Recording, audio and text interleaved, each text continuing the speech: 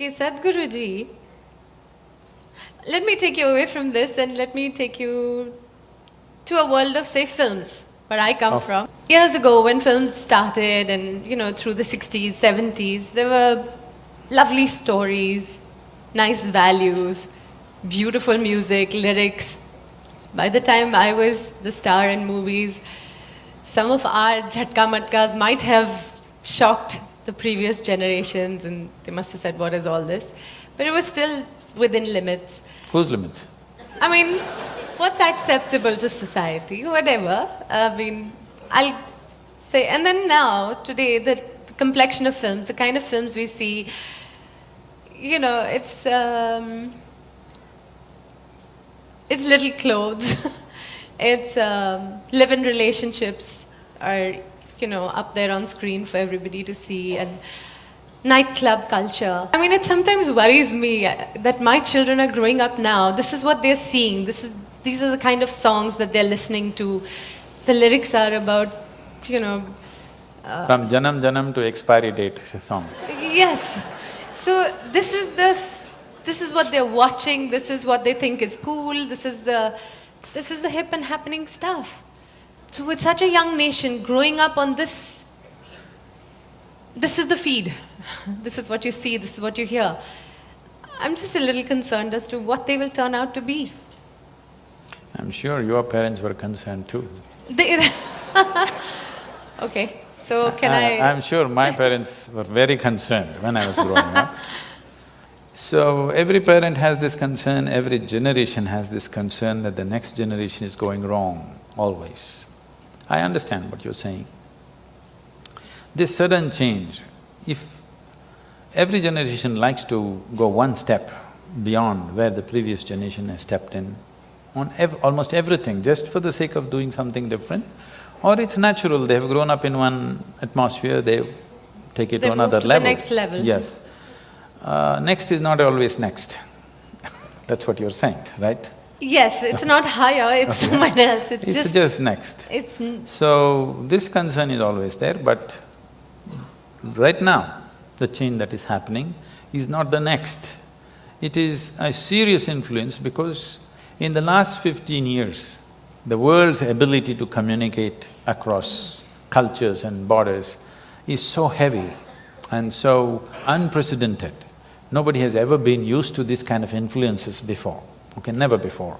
This level of influence on our young people, never before possible, no other generation has ever experienced this kind of onslaught from so many directions, and the volume of influence is too big. So, in terms of changes that are happening, it is not next, it is simply somewhere and nobody knows where it is because it's too complex and too mixed. Nobody knows where it is, including the young people, it's just a mix of things. So this is because of a sudden onslaught of information and communication. It is not for us to judge whether it's good or bad, it is just that definitely this level of information. When I say information, it's like when we were growing up, I believe it was true for your generation also, we never knew what is boredom, okay? There was no such thing, we were just excited about everything that came our way. But you see today 12-year-old kids, if you tell them what, oh. Yes. You see, they're just bored because they know the whole cosmos, they've seen it on their phone screen, not even on the computer screen. On the phone screen, they've seen entire cosmos, they know everything. Things that you do not know, they know, you ask them, they know it. Yes. By information. By the time they're 18, they have had 5 love affairs and gone. In the Western world, it's like that, here also it's beginning to happen, okay? So by the time they're 18, they've seen everything that you need to see with body, mind, emotion, okay? By the time they're 25, what? What next? What next? No. Yes. You will see, this is not my wish, but this is something that I see, the way people's minds are working, the way they're being laden with information. I'm not by any standards a pessimistic person, but I'm just seeing this. If this level of information continues and it'll multiply manifold for the coming generations, You should not be surprised in the next 50 to 100 years, if 50% of the human population choose to commit suicide, you should not be surprised, because that is what will happen to the mind. Somebody's clapping, look at this, it's popular.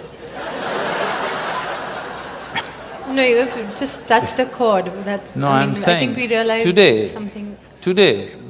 this day, more people commit suicide in this world than all the wars and murders and accidents manage to kill. And if this level of information onslaught continues on human mind, I know the nature of mind absolutely, because I know my mind. I know how it works, what it can handle, what it cannot do. I know it clearly what human mind is. That's the reason why I don't have to read people's books or listen to their entire thing. If they say one sentence, I know what their mind is. Because I know the structure of human mind entirely, otherwise I won't be who I am. So I'm saying this, if this level of information onslaught continues at the same pace or at higher pace, which is possible in the next few years, this will definitely lead to wanting to terminate yourself, because there will be nothing to live for. There is no joy and excitement about anything.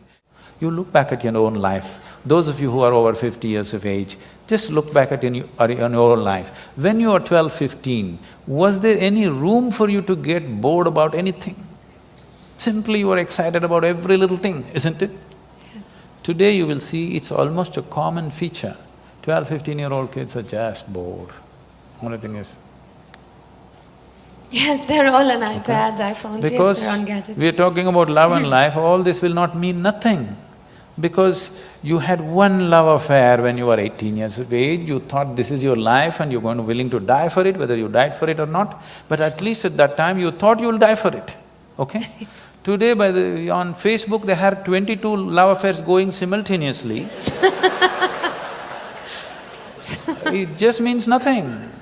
I'm not saying they should have it or not have it, all I'm saying is, this will lead to a certain overload on the mind, and suddenly a human being will think, why am I here? You know that big Shakespearean question, to be or not to be? Yes. This is not the most intelligent question. Unfortunately, people think so. This is only because you have not been touched by life. You are not a piece of life, you are just a psychological case. You're full of thoughts and emotions. You have not touched life at all. You think your thoughts and emotions are life? No. Your thoughts and emotions are the drama that you're creating in your mind. It is your cinema. You must be able to end it somewhere. If you do not know how to put the end, then it's going on endless cinema, you're going crazy.